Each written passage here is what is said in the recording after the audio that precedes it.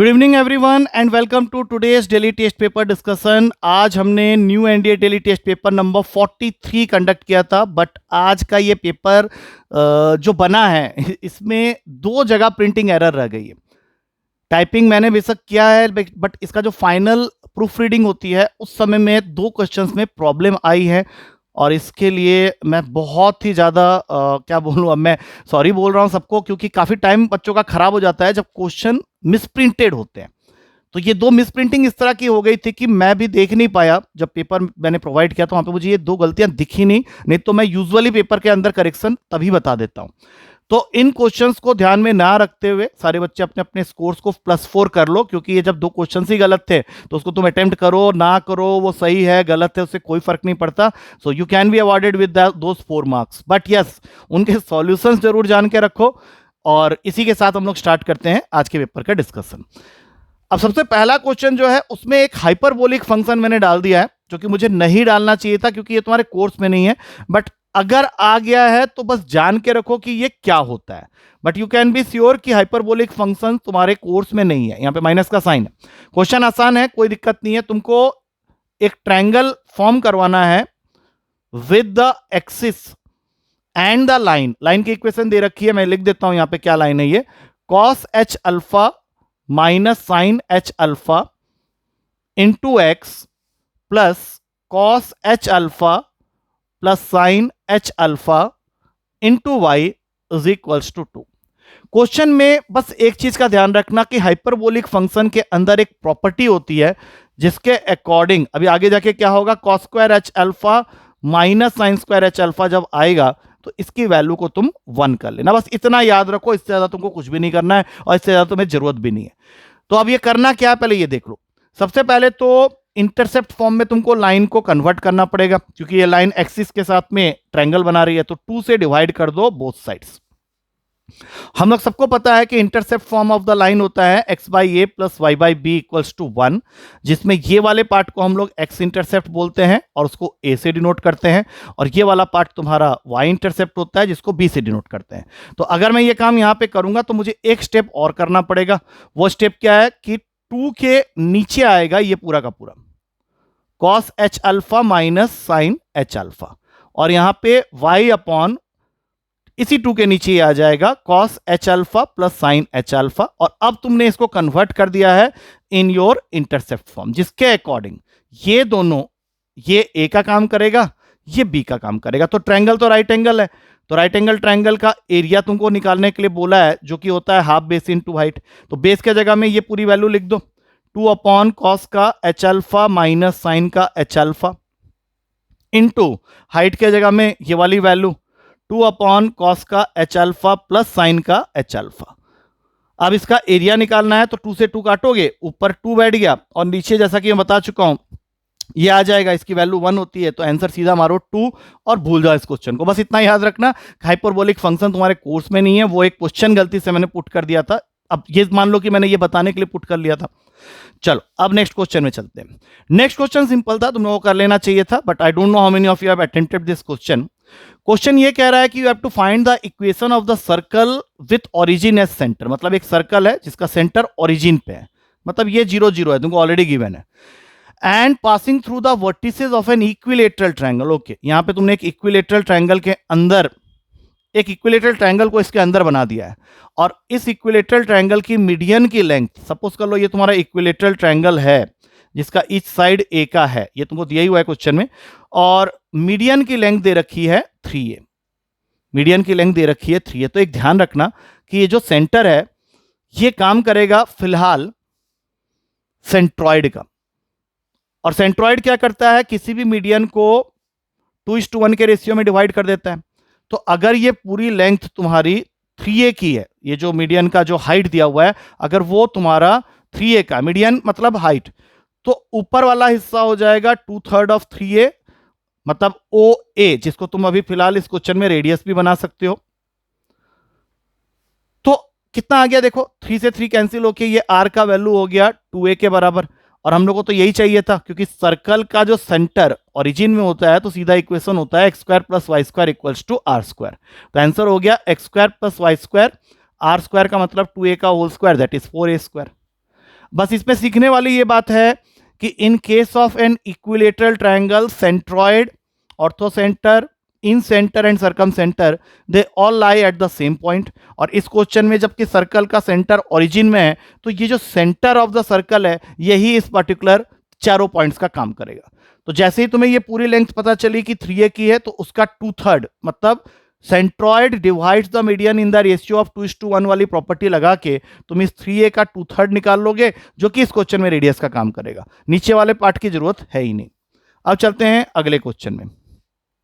अगला क्वेश्चन तुमको सीधा स्केलर ट्रिपल प्रोडक्ट की तरफ ले जा रहा है, और उसके अंदर मैंने 2-4 प्रॉपर्टीज तुम लोग को बताई थी। क्वेश्चन क्या कह रहा है कि ए वेक्टर जो है वो बी प्लस सी वेक्टर के बराबर है, और तुमको फाइंड करना है ए डॉट बी क्रॉस सी की वैल्यू।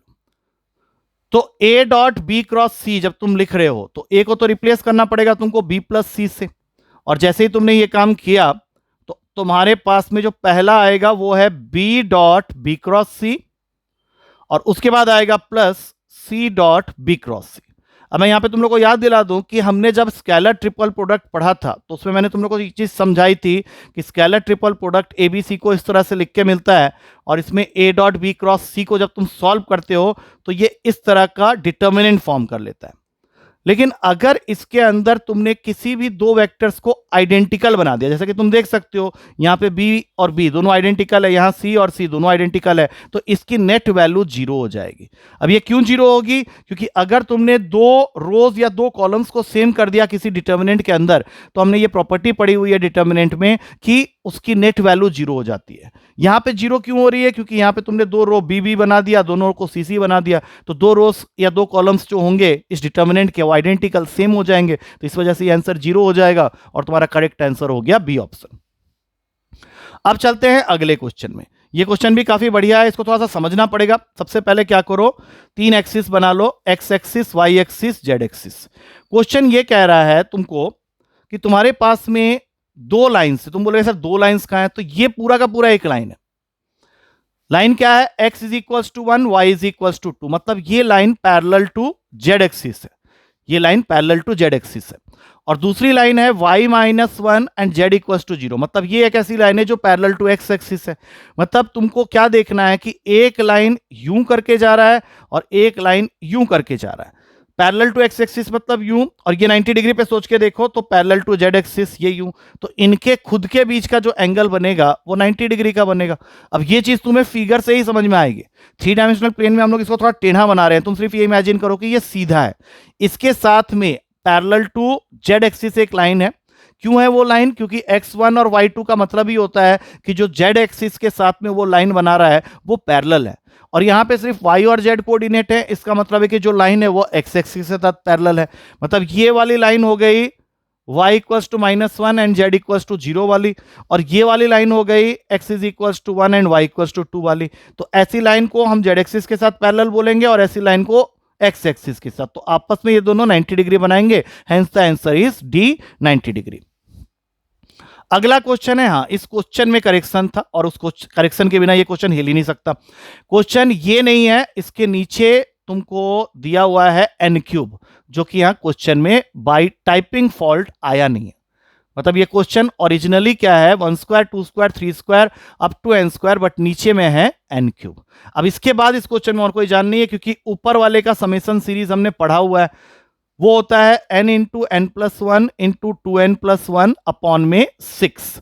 अब ये 6 जाके n क्यूब के साथ चिपक गया, तो ये तुम्हारे कल वाले क्लास का शॉर्टकट जो मैंने तुम लोग को बताया था कि जब n टेंड्स टू इन्फिनिटी है और ऊपर और नीचे वाले पॉलिनोमियल के डिग्री सेम हो जा रहे हैं, जैसे कि अगर तुम इनके ब्रैकेट को खोल दो तो हाईएस्ट डिग्री टर्म जो तुमको मिलेगा वो 2n क्यूब मिलेगा, बाकी टर्म सब n के छोटे पावर्स लेके आएंगे, और डिनोमिनेटर में ये 6n क्यूब है। तो दोनों की डिग्री अगर तुम देखो तो वो 3 ईच है, तो सिर्फ इनके कोफिशिएंट्स को खींच लो और तुम्हारा आंसर आ जाता है 2/6, जो कि आंसर को बना देगा 1/3। That means A is your correct answer. But yes, question incorrect था, नीचे में n क्यूब दिया ही नहीं था, तो ये n क्यूब यहां पे डालना पड़ेगा। ये मेरी गलती है, मुझे प्रूफ रीडिंग करना चाहिए था। इस क्वेश्चन में भी यही सेम प्रॉब्लम हुई है, यहां पे x-7 का होल स्क्वायर है, लेकिन उसके बाद ये x-2 का होल स्क्वायर नहीं है, x-2 के पावर में 7 है।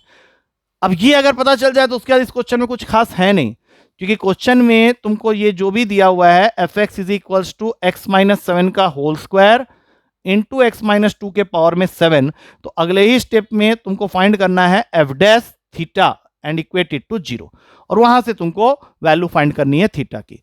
तो अब तुम क्या करोगे, यहां पे प्रोडक्ट रूल लगा दो, एक्स माइनस 7 का whole square as it is, दूसरे वाले का हो जाएगा 7 इंटू एक्स माइनस 2 के पावर में 6, प्लस प्रोडक्ट रूल के हिसाब से अगला टर्म बनेगा x माइनस 2 के पावर में 7 इंटू 2 इंटू एक्स माइनस 7, और ये इक्वेटेड टू 0 है। अब दोनों टर्म्स में से जो कॉमन ले सकते हो वो है x माइनस 7 और यहां से x माइनस 2 के पावर में 6। कॉमन लेते ही यहां पे बचेगा 7 इंटू एक्स माइनस 7 और वहां पे बचेगा 2 इंटू एक्स माइनस 2। अब इन दोनों को हम लोग रिमूव करके सिर्फ ये वाले पार्ट को देखेंगे और फाइंड करेंगे यहां से x की वैल्यू, और x को रिप्लेस करना है थीटा से, तो ये काम तुम बाद में भी कर सकते हो। 7x minus 49 plus 2x minus 4 is equals to 0, तो टोटल आ गया 9x इज इक्वल्स टू 53 और x की वैल्यू हो गई 53/9, और 53/9 थीटा की वैल्यू से रिप्लेस होगा, b is the correct answer. But इसमें ब्लंडर हो चुका already since the question is misprinted. अब चलते हैं 7वें क्वेश्चन में। इसमें जो करेक्शन थी वो मैंने क्लास में बता दी थी। करेक्शन वाज कि वो z इंटू जेड बार है is equals to whole modulus of z plus z bar है, और इसके लिए वो तुमको पूछ रहा है कि इसका लोकस किस चीज को रिप्रेजेंट करेगा। ऐसे क्वेश्चन हम पहले भी कर चुके हैं। ऐसे क्वेश्चन में मैंने बोला है कि z को तुमको स्टार्टिंग में लेट करना पड़ेगा एक complex number in the standard form, तो मैंने उसको लेट कर लिया x प्लस आयोटा वाई। अब ये वैल्यू यहां डाल दो x प्लस आयोटा वाई, और इसका कंजुगेट हो जाएगा x माइनस आयोटा वाई, मतलब इन टोटल आ गया x square plus y square. अब यही सेम चीज जब तुम यहां डालोगे तो ये बन जाएगा x plus iota y plus x minus iota y, दोनों कट गए। मॉडुलस ऑफ 2x मतलब 2x का होल स्क्वायर का अंडर रूट, तो फाइनली तुमको 2x ही मिलेगा। तो फाइनल क्या इक्वेशन आया, x square plus y square minus 2x। कोई भी बता देगा कि ये एक सर्कल को रिप्रेजेंट करेगा, तो आंसर में सर्कल ढूंढ लो कहां पे, डी ऑप्शन में है, so correct answer is D option. ये मेरे ख्याल से बहुत ही सिंपल क्वेश्चन था। हाँ, ये एक केस वाला क्वेश्चन है, इसकी अच्छे से प्रैक्टिस और जानकारी होनी चाहिए। क्वेश्चन क्या कह रहा है कि तुम्हारे पास में एक बॉक्स है जिसके अंदर 2 व्हाइट 3 ब्लैक और 4 रेड बॉल्स। ये ध्यान रखना, 2 व्हाइट हैं, 3 ब्लैक हैं और 4 रेड बॉल्स हैं। मैंने उसको लेट कर लिया है 2W 3B and 4R। Question चाह रहा है कि you have to tell him the number of ways of drawing 3 balls from this box with at least 1 black ball. मतलब तुम यहां पे केसेस बनाने स्टार्ट करो कि तुमको 3 बॉल्स तो निकालने हैं, लेकिन कंडीशन क्या है कि एटलीस्ट 1 बॉल ब्लैक हो सकता है। अब एटलीस्ट 1 का मतलब होता है या तो तुम्हारा 1 बॉल ब्लैक हो, 2 बॉल ब्लैक हो, या तीनों के तीनों बॉल ब्लैक हो। लेकिन इससे तुम्हारे बाकी दोनों कलर्स के जो बॉल हैं उस पर क्या इंपैक्ट पड़ेगा ये देखना है, क्योंकि इन टोटल तो 3 ही बॉल निकाल सकते हो। तो सबसे पहले मेरे दिमाग में यही केस आ रहा है कि मैं यहां से एक ले लूं, यहां से एक ले लूं और यहां से एक ले लूं। अब एक केस ये भी हो सकता है कि मैं यहां से एक लूं, यहां से 2 लूं, यहां से लूं ही ना। फिर एक केस ये भी हो सकता है कि मैं यहां से एक लूं, यहां से 2 लूं और यहां से लूं ही ना। तो एक ब्लैक बॉल निकालने वाले केस सारे आ गए। अब बात करते हैं 2 ब्लैक बॉल निकालने की। अब जैसे मैंने यहां 2 असाइन किया तो 2 केसेस बन सकते हैं, एक यहां 1 यहां 0, या फिर यहां 0 और यहां 1। I think it is clear, यहां पे तो और कोई डाउट होनी नहीं चाहिए। अब जो मैं फाइनल केस लिखने जा रहा हूं उसमें क्या होगा कि तीनों के तीनों ब्लैक बॉल होने चाहिए। अब अगर मैं तीनों ही ब्लैक बॉल निकाल रहा हूं तो ऑब्वियस सी बात है कि इन दोनों में से कुछ नहीं आने वाला, 0 0, और इससे ज्यादा कोई केस बनना नहीं है। तो क्या क्या केस बन गए हैं एक बार अच्छे से देख लेते हैं। एक केस बना है 1 1 1, मैं इसको बॉक्स में डाल दे रहा हूं ताकि कोई गलती ना हो। उसके बाद 0 1 2, फिर 2 1 0। इन सब केसेस में देखना यह है कि तुम्हारे पास में जो बॉल निकलने चाहिए इन टोटल 3 होने चाहिए। अब यहां पे 2 ब्लैक बॉल रखने पे एक रेड ले सकते हो, 0 व्हाइट लेना पड़ेगा, एक व्हाइट ले सकते हो, 0 रेड लेना पड़ेगा। और जब तूने तीनों ब्लॉक बॉल को ही ब्लैक कर दिया तो बाकी तो निकाल ही नहीं सकते, 0 0 होगा। अब इनके केसेस बनाते हैं एक एक करके। फर्स्ट वाले के लिए बन गया 2C1 into 3C1 into 4C1, मतलब 2 into 3 into 4, because we all know कि NC1 की जो वैल्यू होती है वो N के इक्वल होती है। तो 2 इंटू 3 इंटू 4 करेंगे, 24 आ गया, पहला केस खत्म। दूसरे में 2C0 3C1 4C2, 2C0 1 होता है, 3C1 अभी मैंने बोला 3 होता है, 4C2 वैल्यू 6 होती है, तो 3 इंटू 6 हो गया 18। अब इसमें आ जाओ, थर्ड केस ये बन गया 2C2 into 3C1 into 4C0। 3C1 3 होता है, 4C0 और 2C2 दोनों 1 1 होते हैं, तो यहां से 3 केस बनेंगे। अब आते हैं नेक्स्ट में, ये बन गया तुम्हारा 2C1 into 3C2 into 4C0। 4C0 1 होता है, 2C1 और 3C2, 2C1 2 होगा, 3C2 3 होगा, तो 2 इंटू 3 6 हो गया। उसके बाद नेक्स्ट केस बना 2C0 into 3C2 into 4C1। अब 2C0 तो 1 है, 3C2 की वैल्यू 3 होगी, 4C1 3 इंटू 4 12 हो गया। लास्ट केस इन दोनों से कुछ नहीं मिलना, 2C0 4C0, बस यहां से 3C3, इसका कोई केस नहीं है, 1 ही आएगा इसका। अब सबको ऐड करते हैं, एक बार ऐड करो। 24 प्लस 18 42 होता है, 42 प्लस 3 45 होता है, 45 प्लस 6 49 होता है, 49 प्लस नहीं 45 प्लस 6 51 होता है, 51 प्लस 12 63 प्लस 1 64 पक्का ऑप्शन में होगा, तो करेक्ट आंसर इज 64। थोड़ा लेंथी जरूर है, बट देन एलाबोरेटिव वे पे बहुत अच्छे से समझाया है मैंने, तो आई थिंक समझ में आ गया होगा। अब चलते हैं 9th क्वेश्चन की तरफ। 9th क्वेश्चन ये भी काफी बढ़िया क्वेश्चन है, और अभी लेटेस्ट पेपर में ये क्वेश्चन आया भी था। क्वेश्चन तुमको एक इक्वेशन दे रहा है, x माइनस 4 का मॉडुलस प्लस x माइनस 7 का मॉडुलस इज इक्वल्स टू 15, और वो तुमसे पूछ रहा है कि how many real numbers satisfies this equation, या एक तरह से कह सकते हैं कि वो नंबर ऑफ सॉल्यूशन मांग रहा है, रियल सॉल्यूशन। तो इसमें 3 केस बनेंगे। केस 1, जब हम लोग x को ऐसी वैल्यू देंगे जो लेस देन 4 है। केस 2, जब हम x को एक ऐसी वैल्यू देंगे जो 4 से तो बड़ा है लेकिन 7 से छोटा है। केस 3, हम x को एक ऐसी वैल्यू देंगे जो 7 से बड़ा है। और तीनों केस के लिए चेक करते हैं। अब सोचो, अगर x की वैल्यू 4 से बड़ी छोटी है, तो यहां से भी नेगेटिव का साइन के साथ ये निकलेगा, और यहां से भी नेगेटिव के साइन के साथ निकलेगा। तो इक्वल्स टू 15 करने के बाद 11 minus 2x is equals to 15, तो x की एक वैल्यू आ रही है, दैट इज -2। इसको हम एज ए सॉल्यूशन काउंट कर सकते हैं, 1 सॉल्यूशन यहां से मिल गया। अगर मैं 4 से 7 के बीच में वैल्यू लेता हूं, मतलब 5 ले लिया, तो ये तो पॉजिटिव आएगा, लेकिन ये नेगेटिव आ जाएगा। नेगेटिव का मतलब है 7 माइनस एक्स, तो इसमें तो x बचा ही नहीं, इस केस में तुमको कोई सॉल्यूशन नहीं मिलेगा, नो सॉल्यूशन। लास्ट केस में 7 से बड़ा, 7 से बड़ा मतलब ये भी पॉजिटिव होगा, वो भी पॉजिटिव होगा, और जब तुम इसको सॉल्व करोगे तो तुम्हारे पास में आ रहा है 2x माइनस 11 इक्वल्स टू 15, तो 2x की वैल्यू हो गई 26। यहां से तुमको एक और सॉल्यूशन मिल रहा है 13। दैट मीन्स एक सॉल्यूशन यहां से मिला, एक सॉल्यूशन यहां से मिला, तो इसके सॉल्यूशन हो जाएंगे रियल सॉल्यूशन ओनली 2। तो ये ध्यान रखना है। अब चलते हैं आखिरी क्वेश्चन में, जो कि थोड़ा कैलकुलेशन वाला क्वेश्चन है, बट आई होप कर लेंगे। मीन और वेरिएंस को रिलेट करता हुआ क्वेश्चन है। अब सबको मालूम है कि मीन क्या होता है, sum of the values upon total number of values. तो हमारे पास में 3 वैल्यूज दिए हुए हैं, 2 वैल्यूज उसने छुपा लिए हैं, टोटल 5 वैल्यूज हैं, और इन 5 वैल्यूज का मीन और वेरिएंस मुझे गिवन है। तो सबसे पहले मीन की हेल्प लेते हैं। अगर मीन 5 वैल्यूज का 14 है, तो पहले 3 वैल्यूज हैं 11 16 20, और बाकी 2 को ले लो a और b, अपॉन में 5 करके 14 के इक्वल करेंगे, और फाइनली ये बन जाएगा। सबको ऐड कर लो, क्योंकि यहां पे तो 70 आ जाएगा 5 मल्टीप्लाई होके। 11 प्लस 16 होता है 27 plus 20, 47 plus a plus b equals to 70, जो कि a प्लस बी की वैल्यू को बना देगा 23।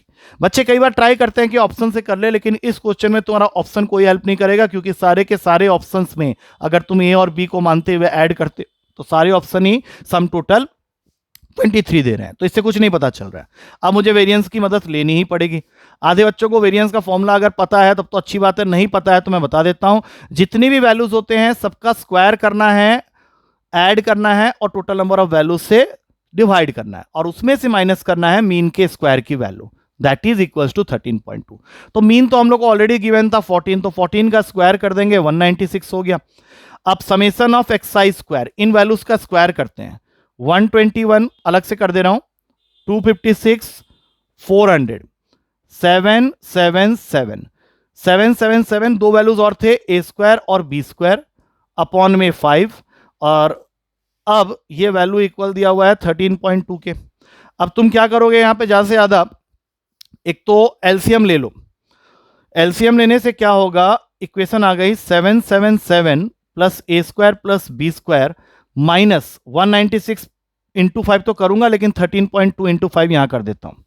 196 इंटू 5 एक बार करके देख लेते हैं कितना आ रहा है। ये 980 आ रहा है, ये 980 यहां बैठा देते हैं।